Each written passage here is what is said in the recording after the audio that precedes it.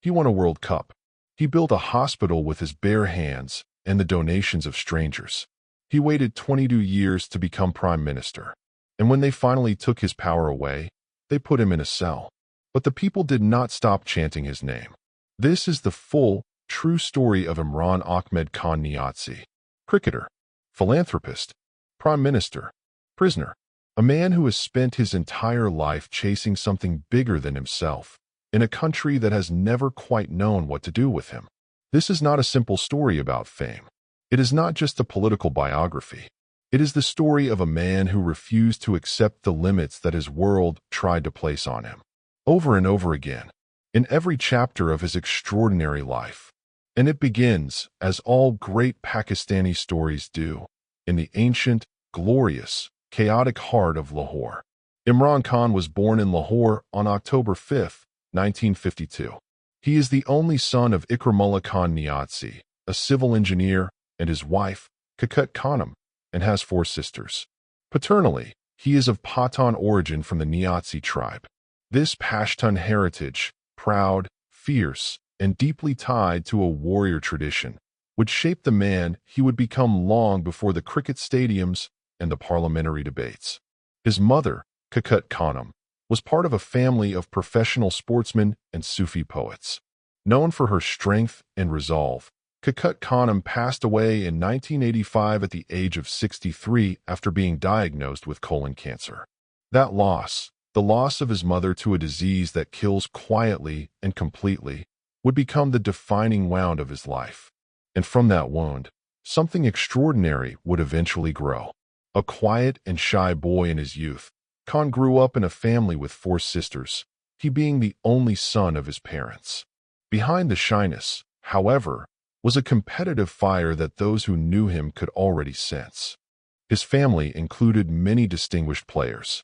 His cousins Javed Burki and Majid Khan both captained Pakistan's national team. Following their example, Imran spent much of his youth developing his skills. Cricket was not simply a hobby in the Khan household. It was a calling, a language, a way of measuring oneself against the world.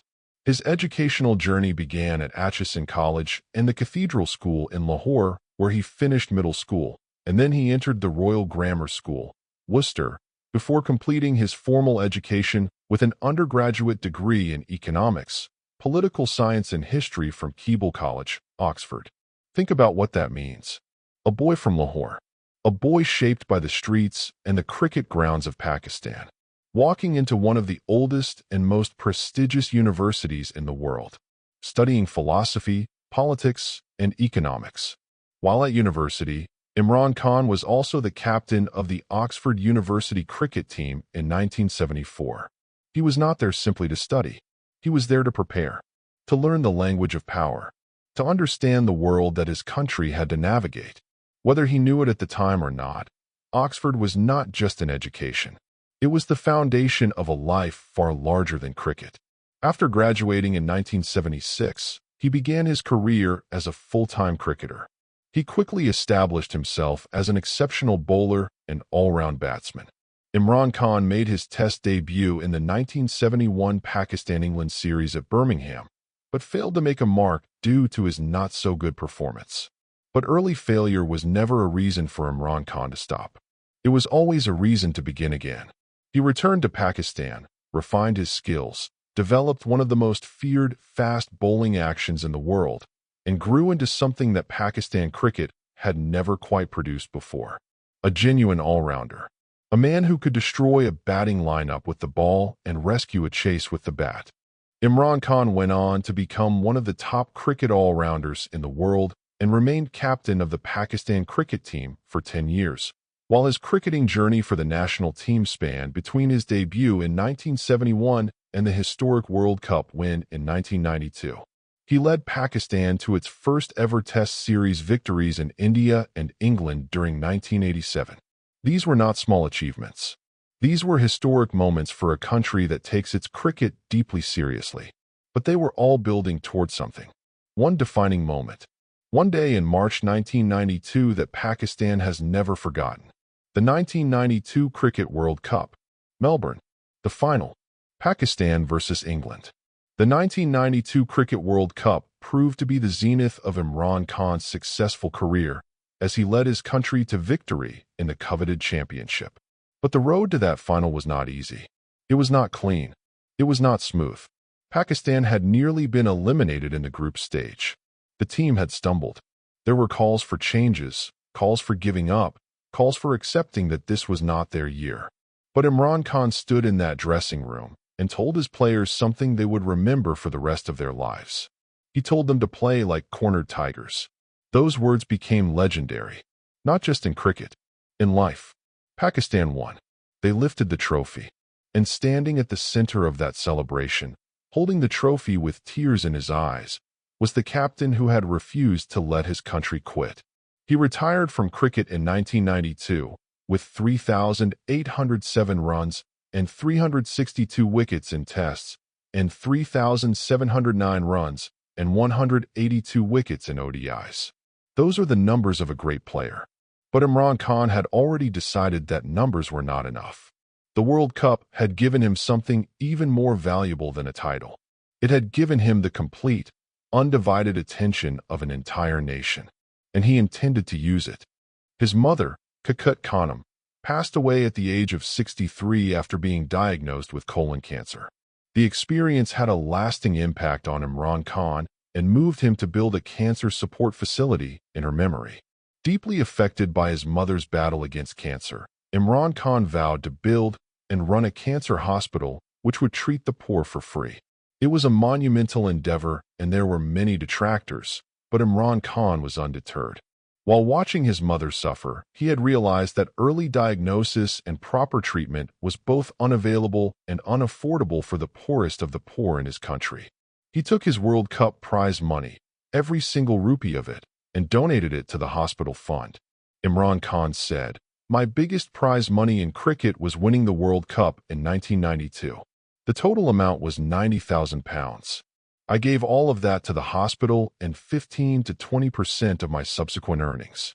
He traveled across Pakistan. He knocked on doors. He stood in streets and stadiums and asked ordinary Pakistanis to believe in something extraordinary.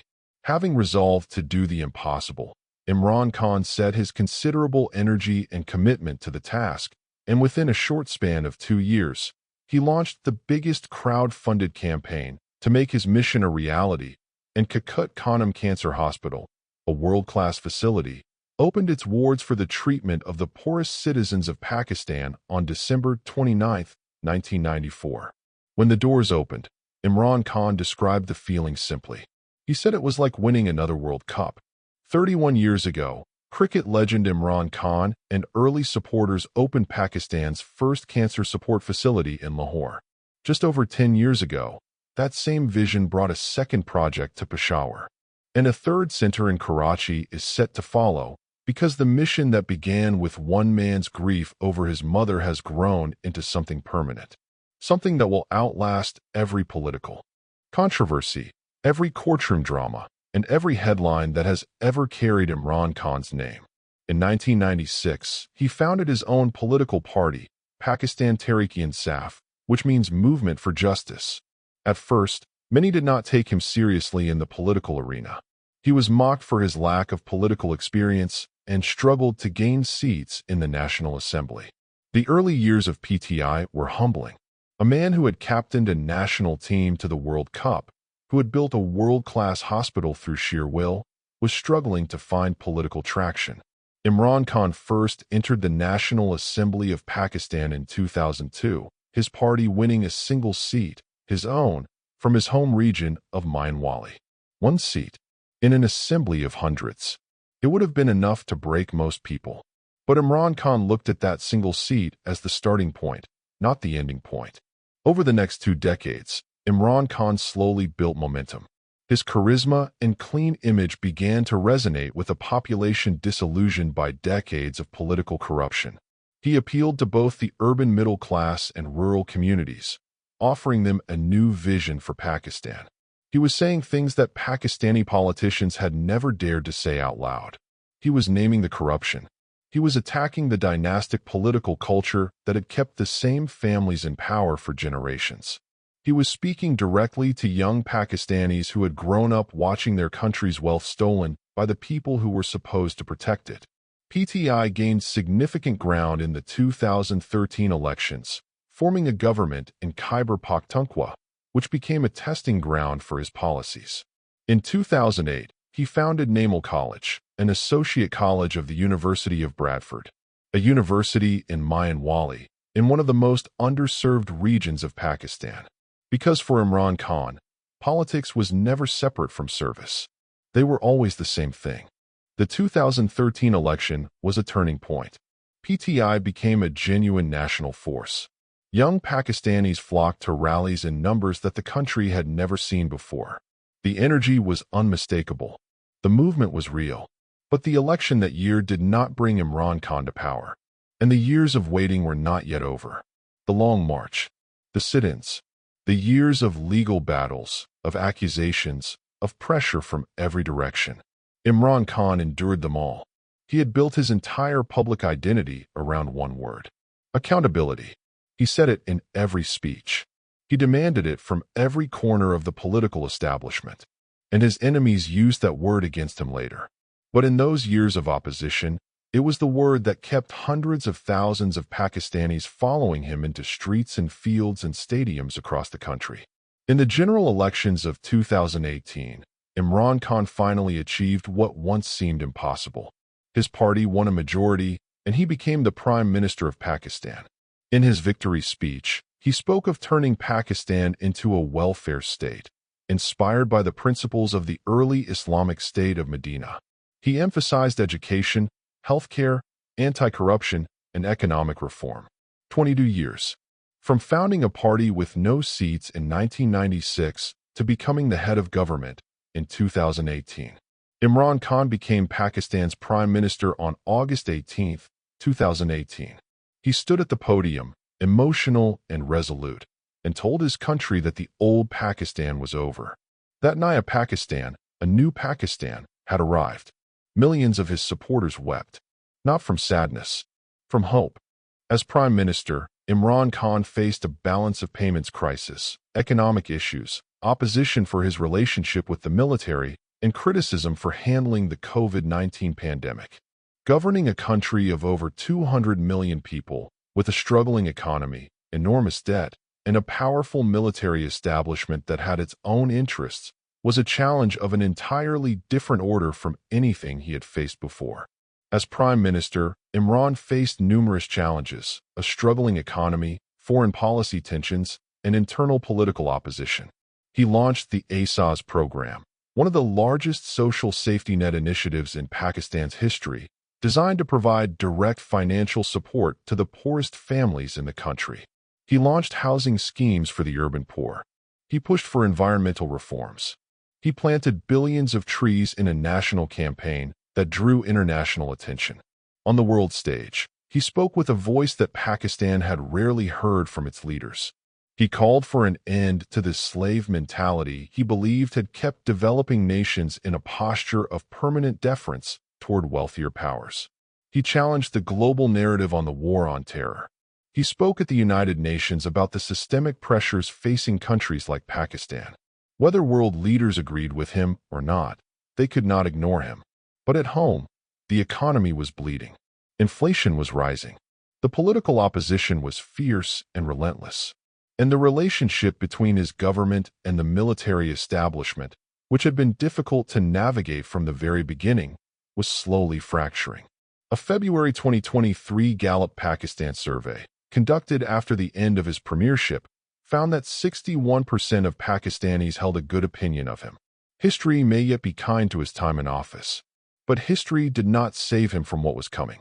In 2022, Imran Khan became the first Prime Minister of Pakistan to be removed by a parliamentary vote. The vote of no confidence. The political maneuver that ended his government. His opponents had gathered the numbers they needed. The allies who had once stood beside him quietly stepped away. Imran Khan was removed from office in 2022 by a no-confidence measure after losing support from key allies and facing opposition claims of being a puppet of the military. He did not accept this quietly. He never accepted anything quietly. He alleged that his removal was the result of a foreign conspiracy, specifically a plot involving the United States and Pakistan's military establishment, designed to remove him because of his independent foreign policy positions.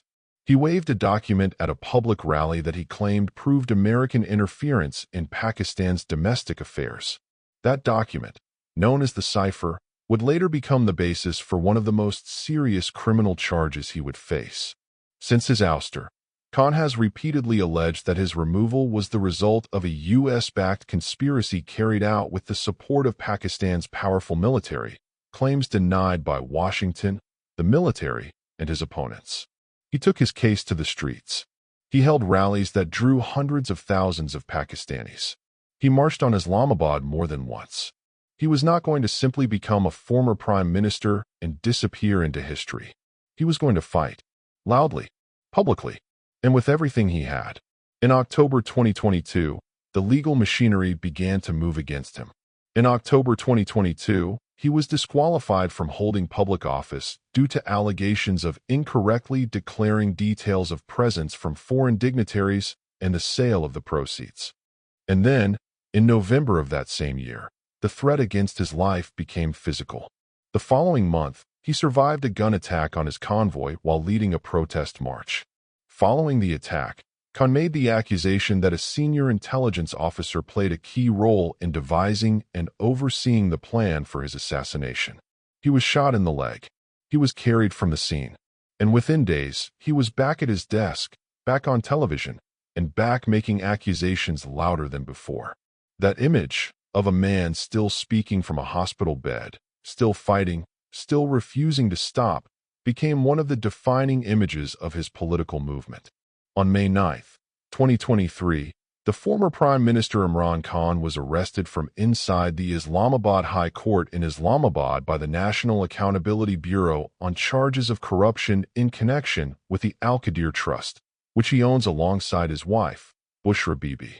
The arrest was dramatic. It was captured on video. Rangers in paramilitary uniforms dragged him from the courtroom. The images spread across Pakistan and around the world within minutes. The May 2023 arrest led to the May 9th riots, where PTI supporters attacked military installations, resulting in over 9,000 arrests and at least 10 deaths. Pakistan erupted. Supporters took to the streets in cities across the country. It was unlike anything Pakistan had seen in a generation. The Supreme Court of Pakistan reviewed the situation and made its ruling. The Supreme Court of Pakistan deemed the arrest unlawful due to the manner in which it was carried out and mandated Khan's release. He was free, but not for long. Khan was again arrested on corruption charges in relation to the Tosha Khanna reference case in August 2023. Khan is the seventh former prime minister to be arrested in Pakistan. Zulfikar Ali Bhutto was arrested and hanged in 1979. The weight of that history, the weight of what Pakistan has done to its own leaders, it hangs over every chapter of this story. Following his arrest, Khan was convicted in January 2024 for leaking state secrets, receiving a sentence of 10 years in prison, and in the Tosha case, receiving 14 years in prison. He was sentenced in the marriage case to 7 years in prison in March 2024, and in the Al-Qadir Trust case to 14 years in prison in January 2025. Conviction after conviction, sentence after sentence. The total numbers were staggering. As of December 2024, he faced 186 cases across Pakistan. 186 cases. He has alleged that his imprisonment is politically motivated, blaming the post-2022 military establishment and the Shahbaz Sharif government, both of which deny the claim. He has since been acquitted both from leaking state secrets and the IDAC case and received bail in the Tosha Khanna case after paying a bail bond and 2 sureties. Some convictions were overturned, but new cases replaced them. The legal web kept tightening. And through all of it, Imran Khan remained inside the walls of Adiala Jail in Rawalpindi. Khan is held in Adiala Jail, where authorities report he has access to amenities including a walking area, television, exercise equipment, and a separate kitchen. However, Khan has described his cell as a death cell typically used for high-risk prisoners, with limited outdoor time. On February 13, 2026, following reports of Khan's severe vision loss, supporters staged a sit-in outside Parliament House in Islamabad, demanding his transfer to a hospital for treatment. By February 2026, his lawyer reported 85% vision loss in the right eye due to central retinal vein occlusion, attributing it to delayed treatment since October 2025. A man who once covered the cricket grounds of Lord's and the MCG with his speed and energy, now sitting in a prison cell, losing his sight. The contrast is almost too painful to hold. And yet the movement did not die. The people did not leave. In December 2023, the PTI stirred controversy when it used artificial intelligence to deliver a speech written by Khan from behind bars. From inside his prison cell, his voice reached millions. His party found a way to let him speak when the state had tried to silence him. Despite enormous controversy and the Supreme Court upholding a decision by the Electoral Commission to prohibit the PTI from appearing formally on the ballot, other PTI candidates ran as independents, and the party again won the largest number of directly elected seats in the National Assembly. He was in prison. His party was banned from the ballot. His candidates were forced to run without the PTI symbol, without the official party designation, essentially as strangers on a list. And they still won more directly elected seats than any other party. According to a January 2024 Bloomberg survey of 12 Pakistani financial professionals, Khan was the top pick to run the country's economy. That is the remarkable paradox at the heart of this story. The man whom the state is prosecuting with over 180 cases is simultaneously the man that millions of Pakistanis trust most with their future. In November 2024, Khan's wife Bushra Khan made her public debut when she led a march on Islamabad to demand Khan's release. Protests continued into 2024 and 2025, including a major rally in November 2024 led by his wife Bushra Bibi, demanding his release and reversal of a constitutional amendment.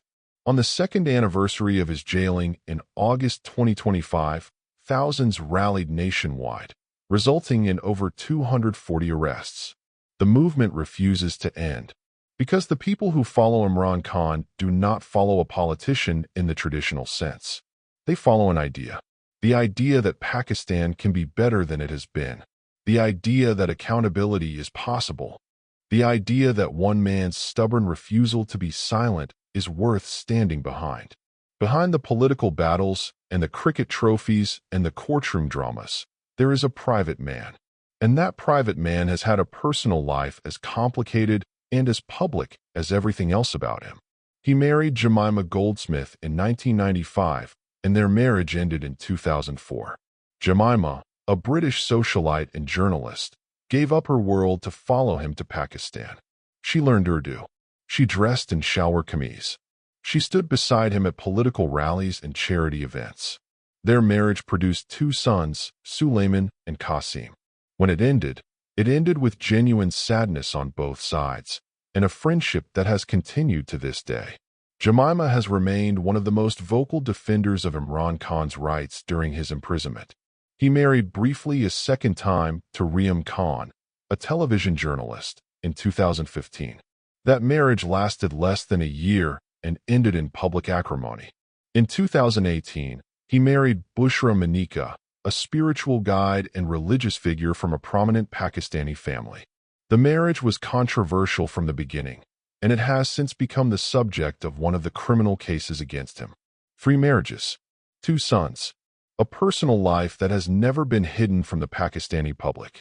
But through all of it, the thing that has defined Imran Khan most consistently, more than any marriage, more than any election, more than any trophy, is his absolute refusal to accept defeat as permanent.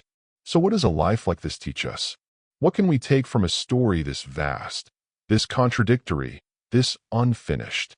First, it teaches us that legacy is built long before power arrives. The hospital Imran Khan built exists whether he is free or imprisoned.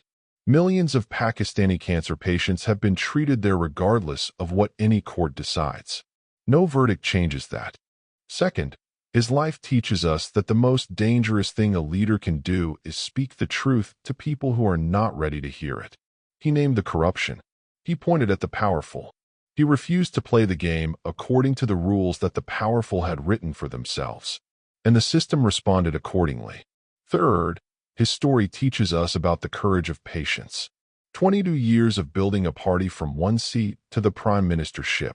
22 years of being told he was naive, inexperienced, and too idealistic for the real world of Pakistani politics. He kept going anyway. Fourth, and perhaps most powerfully, Imran Khan's life is a lesson about what happens when a leader creates a genuine emotional bond with the people they serve. You can remove someone from power. You can fill courtrooms with charges. You can bar their name from ballots. But you cannot legislate away the loyalty of millions of people who believe they found, in one person, a voice for everything they had been waiting to say. He is a man who reinvented himself time and again, a sportsman, a humanitarian, and a statesman. Whether celebrated or criticized, one thing is certain. His influence on Pakistan's history is undeniable. Imran Ahmed Khan Niazi was born in Lahore in 1952 into a world that had no idea what he would become. He took a leather ball and made a nation stand up. He took his mother's memory and turned it into a hospital that has treated millions of the poorest Pakistanis. He took a political party with no history and no seats and turned it into the most popular movement in Pakistan's modern era. He took the prime ministership after 22 years of being told it was impossible, and now he sits in a prison cell in Rawalpindi, losing his sight, facing case after case, yet still sending messages to a movement that refuses to end. History is not finished writing his story. Perhaps that is the most important thing to understand about Imran Khan. He has never been easy to categorize. He is not simply a hero. He is not simply a victim.